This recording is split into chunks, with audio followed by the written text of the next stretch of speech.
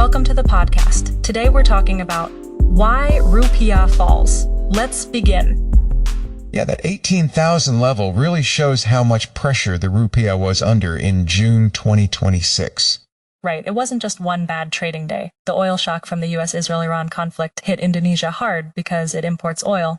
Exactly, and the higher oil bill widened the current account deficit while the trade surplus was already collapsing. I saw the trade surplus had dropped from about $3.3 billion in March to only 89 million in April. That's the scary part.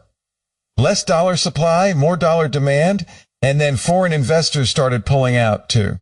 Plus, markets were worried about Prabowo's big spending plans and whether fiscal discipline was slipping. So Bank Indonesia's interventions and rate hikes helped for a moment, but they couldn't really reverse the trend. Pretty much. The Rupiah was squeezed by the oil shock, a strong dollar, weak trade fundamentals, and a confidence problem all at once.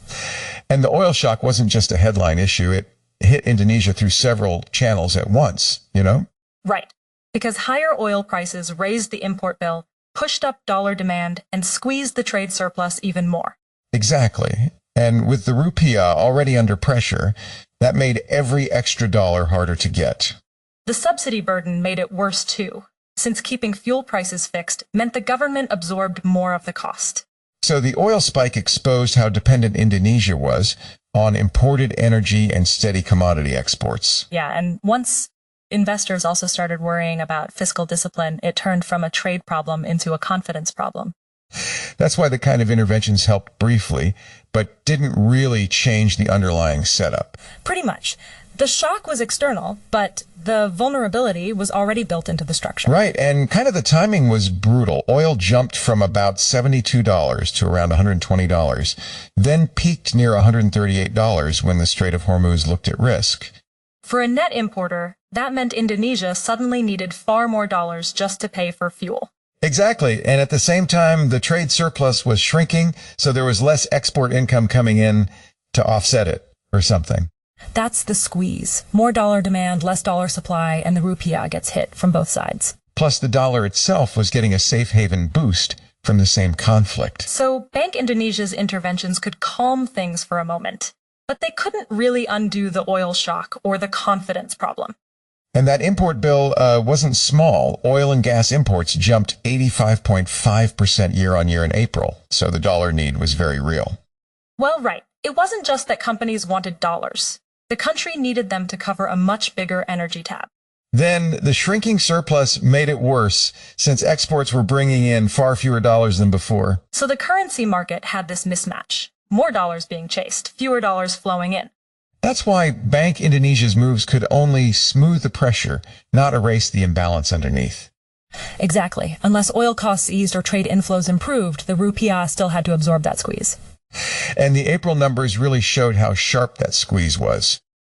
Right. The trade surplus went from $3.3 billion in March to only $89 million in April. That's a huge drop, especially with oil and gas imports jumping more than 85% year on year.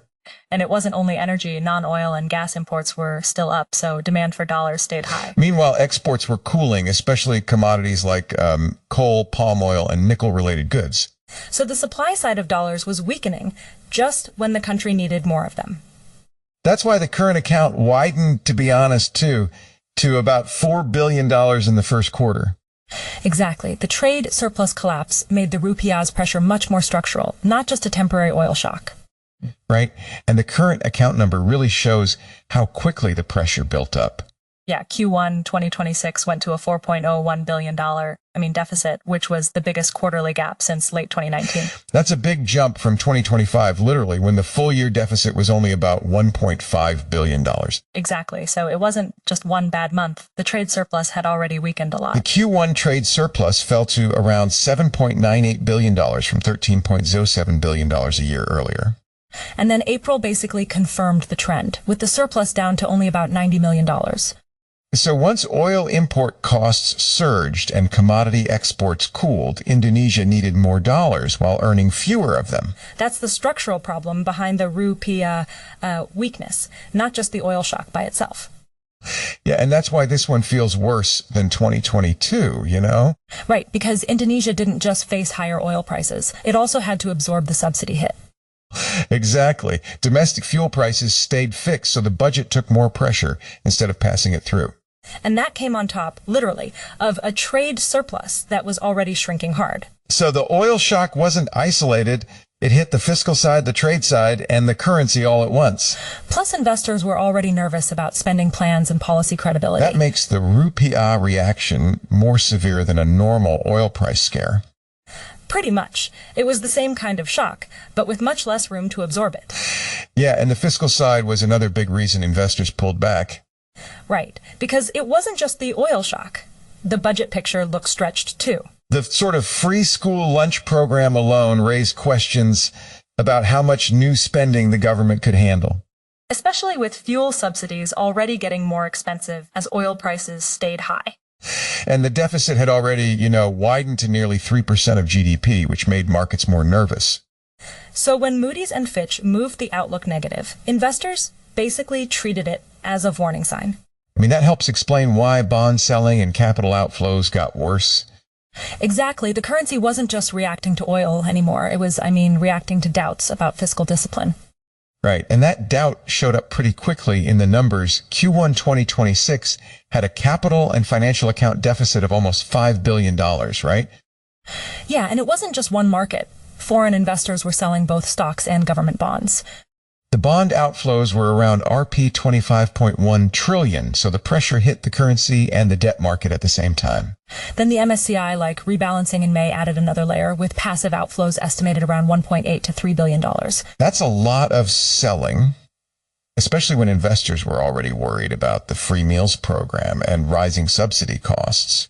Exactly. And once the rupiah weakened, it became a loop. Higher import costs, more inflation, and even more caution from investors. Basically, so Bank Indonesia could hike rates and intervene, but that only slowed the bleeding unless confidence improved. Right. The real fix was less about one emergency move and more about restoring credibility and fiscal discipline. And on top of that, the dollar itself was getting stronger, so Bank Indonesia was basically fighting a global tide. Yeah, the DXY was hovering around 100 and had risen about 2% in a month, which put pressure on emerging market currencies like the rupiah. The Middle East conflict also pushed investors towards safe havens, and the U.S. was in a better position because it's now a net oil exporter. Right. So the same oil shock that raised Indonesia's import bill also made the dollar more attractive. Then the Fed keeping rates around 3.50% to 3.75% meant U.S. assets still looked appealing, especially with stronger U.S. jobs data. That helps explain the outflows. Investors could sell rupiah assets and move back into, dollars without feeling like they were missing much yield at home. So even if Bank Indonesia intervened, a stronger dollar made the pressure broader and harder to reverse quickly, right? Exactly. Unless the Middle East tension eased or Fed policy shifted, the rupiah was still working against a pretty strong headwind. That's why Bank Indonesia couldn't just rely on market intervention. Right. They were also raising rates, including that surprise hike to 5.5% in June. So they were trying to make rupiah assets more competitive again. Exactly. And the SRBI securities were another way to pull inflows back in. But it sounds like those moves only bought some breathing room. Yeah, because the oil shock, dollar demand, and weak trade surplus were still pushing against them. Right. So the real question is whether Indonesia can stabilize without help from the outside. Exactly. Even with BI doing a lot, the oil shock and strong dollar are still overwhelming a lot of that support. And the trade surplus shrinking means the country isn't generating enough dollar inflows on its own. Which makes investor confidence even more important or something. Yeah, because if markets don't believe the fiscal side is under control, the rupiah can keep sliding. So sustained recovery really depends on calmer oil markets, a softer dollar, and clearer policy credibility from the government.